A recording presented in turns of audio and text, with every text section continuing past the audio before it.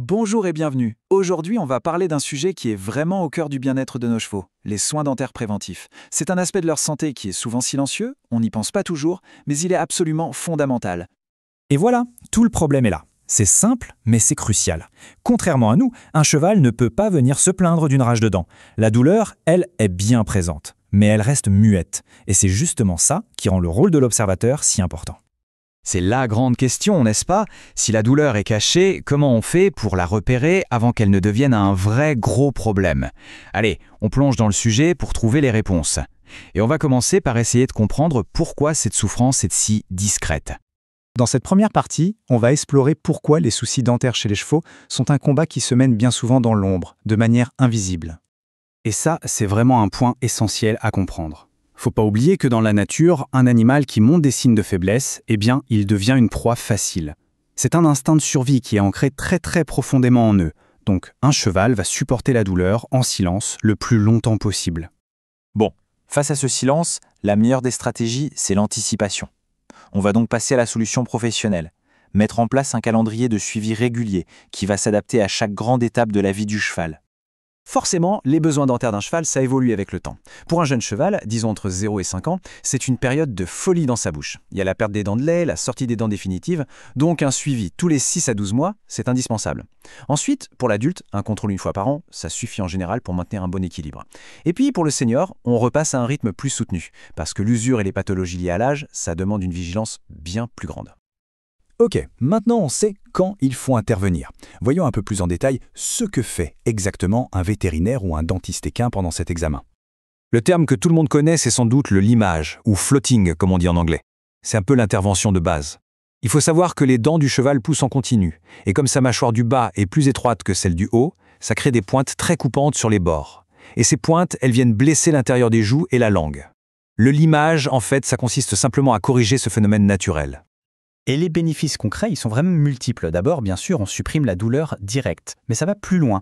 On assure une meilleure digestion parce que la mastication redevient efficace. On va aussi réduire les tensions musculaires en remettant de l'équilibre dans la mâchoire. Et pour le travail, c'est le jour et la nuit. Un cheval qui est bien dans sa bouche, il sera beaucoup plus à l'écoute et serein avec son mort. Mais attention, un bon examen, ça ne se limite pas à un simple coup de lime. Le professionnel, il va inspecter toute la bouche pour dénicher d'autres problèmes, des espaces anormaux entre les dents où la nourriture peut se coincer, ce qu'on appelle des diastèmes, des fractures ou même des soucis de gencives. C'est un check-up complet de la santé bucco-dentaire. Allez, passons maintenant au rôle du propriétaire. Parce que le professionnel, il intervient ponctuellement. Mais au quotidien, c'est bien la personne qui s'occupe du cheval qui est en première ligne. La mission, si on peut dire, c'est de devenir un observateur averti. Cette phrase, franchement, elle résume tout. C'est la clé de voûte de toute la prévention. Le vétérinaire, il ne peut pas deviner ce qu'il se passe tous les jours. C'est l'œil du propriétaire qui va sonner l'alarme. Alors, voici la liste des signaux qu'il ne faut jamais ignorer.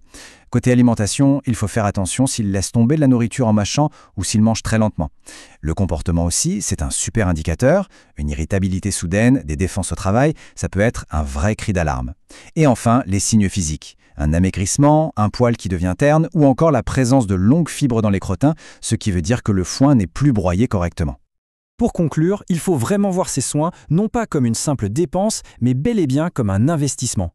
Un investissement dans la santé, dans le confort et même dans la performance du cheval. La dynamique, en fait, c'est celle d'un vrai partenariat. D'un côté, le professionnel amène son expertise technique pour corriger et maintenir, et de l'autre, le propriétaire amène sa connaissance intime du cheval pour détecter le moindre changement. L'un ne peut pas fonctionner sans l'autre. Et puis, entre les visites du dentiste, il y a des gestes tout simples qui peuvent faire une énorme différence. Une alimentation riche en fourrage, par exemple, ça favorise une usure naturelle et continue des dents. Un morse qui n'est pas adapté, à l'inverse, ça peut causer des douleurs. Ce sont des petites actions de prévention qui sont à la portée de tous. Au bout du compte, prendre soin des dents de son cheval, c'est vraiment investir dans son bien-être global. Un cheval sans douleur, c'est un cheval qui est plus heureux, plus performant, et c'est aussi un partenaire qui sera plus disponible. Forcément, ça renforce la confiance et la qualité de la relation. La question finale, c'est donc celle-là. Le bien-être du cheval, il dépend de cette capacité qu'on a à écouter les signaux, même les plus faibles. Chaque observation est une chance d'être attentif, une chance d'écouter ce que son silence essaie de nous dire. Est-on vraiment à l'écoute ?